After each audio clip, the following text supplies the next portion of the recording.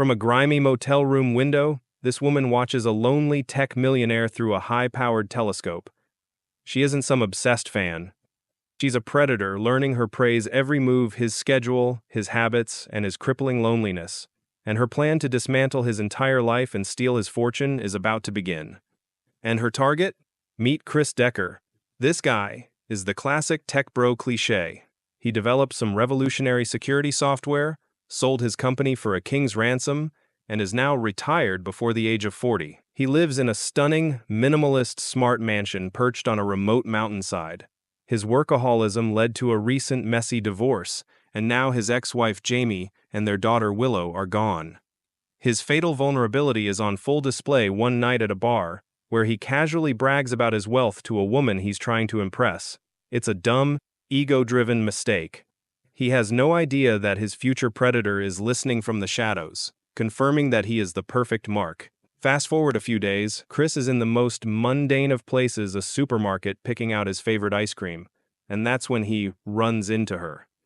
It's Skye, the beautiful, enigmatic girl he briefly saw at the bar. It feels like fate, but it's a carefully engineered ambush. She's standing in the wine aisle, looking lost.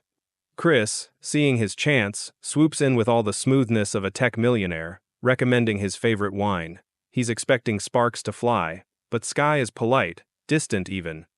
She thanks him and then rushes off. A perfect play of hard to get that leaves Chris wanting more. He leaves the store, feeling a bit dejected, only to find her outside, shivering in the cold midnight air. Her rideshare, she claims, just canceled on her. The taxis are nowhere to be found. It's the perfect damsel in distress setup, and Chris walks right into it. He offers her a ride, and this time, she accepts. Inside the warm, leather-scented cocoon of his luxury car, Skye spins her masterpiece of a sob story. She lives in a cheap motel with a nightmare roommate named Lisa, a supposed drug addict who's completely unstable. They just had a huge fight, and she's dreading going back. Every word is perfectly chosen to pluck at Chris's heartstrings.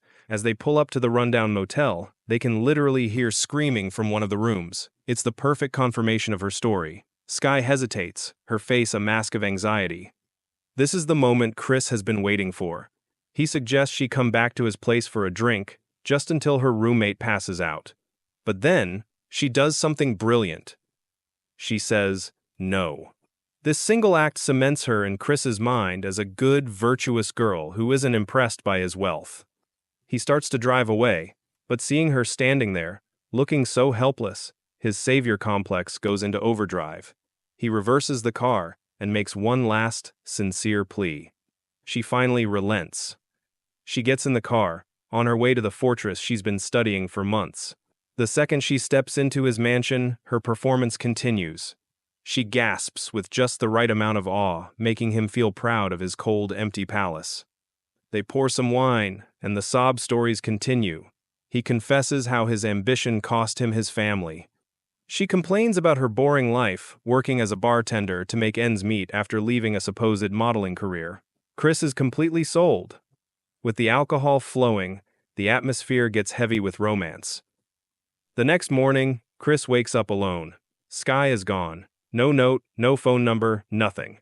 It's a classic move, and it works perfectly. The more she pulls away, the more obsessed he becomes. He can't stop thinking about her. After wrestling with his pride, he gives in and goes back to the bar to surprise her after her shift. He tries to profess his feelings, but she pushes back again, masterfully playing the "I'm not worthy" card. She worries about their massive wealth gap, about what people will think. This, of course, only makes Chris more determined to prove his intentions are pure, completely dismantling any remaining defenses he might have had.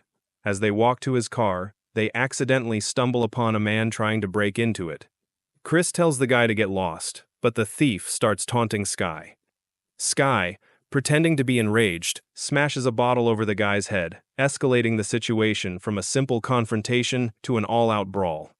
Chris steps in to protect her, and for his trouble, gets a heavy pipe slammed into his leg, shattering the bone. At the hospital, his leg is put in a massive cast. He's confined to a wheelchair for the foreseeable future, and who should appear at his bedside, looking racked with guilt? Skye, of course. She tearfully blames herself for his injury and insists on moving into his mansion to take care of him. Chris, despite a token protest, is ecstatic. He honestly thinks getting his leg broken was a small price to pay for having this angel by his side. So, Skye moves in. Her first order of business? On a trip to get her stuff from the motel, she casually asks for the gate code. Chris gives it to her without a second thought. Day after day, she plays the role of the perfect, loving nurse. Chris, high on painkillers and infatuation, gives her access to everything. But even in his love-struck haze, tiny cracks begin to appear. He realizes that for all their intimate conversations, Skye has never once mentioned her family. More disturbingly, he starts noticing her fascination with his phone. He catches her more than once, late at night, trying to use his sleeping face to unlock it via Face ID. One day, his curiosity gets the better of him. While Skye is in the shower, he hobbles over to her purse to do some snooping. He pulls out her wallet and finds an ID with a different name and a photo of her standing next to her roommate, Lisa. He accidentally makes a noise, and suddenly, Skye is standing right there. He's caught red-handed, but instead of exploding in anger, she just sighs and says she understands his insecurity. She acts so mature and forgiving that Chris feels a wave of shame. This is her final, and most brilliant, manipulation.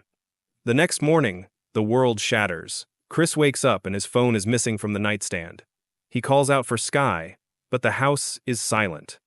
He wheels himself into the living room and finds the landline is dead. A knot of pure dread forms in his stomach. He's completely cut off. He turns on the news, and his blood runs cold. The lead story is a death at a nearby motel. The victim has been identified as Lisa, Skye's roommate. The police are ruling it a suicide. Chris stares at the screen, his mind racing, trying to make sense of it all. The photo in the wallet, the weird behavior. Just then, the front door opens. It's Skye, beaming, holding a bag of fried chicken as if nothing has happened. Chris, his voice trembling, asks her if she heard what happened to Lisa. Skye's cheerful mask drops, replaced by a cold, predatory smirk.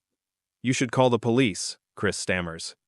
"That would be stupid," she says, her voice devoid of any warmth, "because I'm the one who killed her." The confession hangs in the air. The act is over. Skye calmly lays out the entire diabolical plan. She reveals everything. The man who broke his leg wasn't a random thief. He was her accomplice. Lisa, her poor roommate, had the misfortune of discovering her journal filled with notes on Chris, and for that, she had to be silenced. Chris, filled with a mix of terror and rage, screams at her to get out of his house. But he's a man in a wheelchair with a broken leg. What can he do? The house is no longer his. It's hers. She raises a taser and, with a vicious smile, electrocutes him, sending him into darkness. Chris awakens to his worst nightmare. He's been tied to his wheelchair with industrial-strength duct tape. Skye demands his banking passwords. He refuses, spitting defiance. So, she calmly picks up a power drill, and she drills right into the wound. The pain is blinding, unimaginable. He breaks. He gives her every password, every account number. He watches helplessly on a tablet screen as she drains his accounts of millions of dollars. But she's not satisfied. She knows about his stocks and, more importantly, tens of millions in untraceable bearer bonds locked away in a bank vault. As she plans her next move, a new player enters the game. It's Ronald, the landlord of the motel. He's the one who found Lisa's body. The police couldn't do much because Skye used a fake ID, but now, out of curiosity, he looks through the telescope she left behind and gets a front-row seat to Chris's torture. He doesn't call the cops, though. He sees an opportunity. While Skye's accomplice, the fake car thief, arrives to start hauling away Chris's expensive art and furniture, Ronald breaks into the mansion. He's not there to save Chris. He's there to extort them for a piece of the pie. Chris, thinking on his feet, points to a painting Skye had dismissed as ugly and tells Ronald it's a priceless Picasso. Greed lights up Ronald's eyes, and he starts cutting Chris's bonds. But it's too late. The silent alarm on the broken window has already alerted Skye's phone. She returns, armed with a razor-sharp samurai sword from Chris's collection. Ronald tries to fight back with a tiny knife and is mercilessly hunted down and slaughtered in the garage. During the chaos, Chris manages to wriggle free from his half-cut restraints. He drags his shattered leg out a broken window and makes a desperate escape on a snowmobile parked out back. He races down the mountain, freedom in sight, but his injured leg can't control the vehicle. He crashes, spilling onto the asphalt of the main road. Headlights approach. A sleek sports car pulls over. A well-dressed man gets out, helps him into the passenger seat, and even calls 911 for him. Chris, sobbing with relief, starts telling the operator his address, but then, a horrifying realization dawning on him, the car isn't driving down the mountain. It's turned around. It's heading back up. Back to the house. This is Sebastian, Sky's stepfather, and the true mastermind of the entire operation. The wrap-up and CTA. They drag Chris back inside. Their ultimate goal is the bearer bonds, which require Chris's thumbprint to open the vault. To ensure his cooperation, they reveal their final trump card. They've lured his ex-wife Jamie and their daughter Willow to the house. With his family held hostage, Chris is truly broken. Sebastian forces his hand onto a table and, without hesitation, chops off his thumb. Sebastian and Sky drive to the bank, using the severed thumb to pass the biometric scanner. They retrieve the security box, their victory at hand. But when they open it, their faces fall. Inside is nothing but a single sheet of paper with a message from Chris. They've been played. It was a bluff. His ex-wife had already moved the real bonds days ago. Meanwhile, back at the house, a furious Sebastian and Sky return to find Chris and his family trying to escape. In the final brutal confrontation, Sebastian blames Sky for the plan's failure. Snapping under the pressure and his insults, Sky turns her gun and shoots her own stepfather. In the ensuing chaos, Chris stabs Sky with a pair of pliers and manages to grab his phone. He runs, sending an emergency alert to the police before plunging the house into darkness. He tries to ambush Sky, but in his condition, he's no match for her. Jamie jumps in and the two women engage in a vicious fight. But Sky is a trained, ruthless killer. She overpowers them both and raises a weapon for the final, fatal blow. Suddenly, a deafening gunshot echoes through the room. Sky freezes, a look of shock on her face, before collapsing to the ground.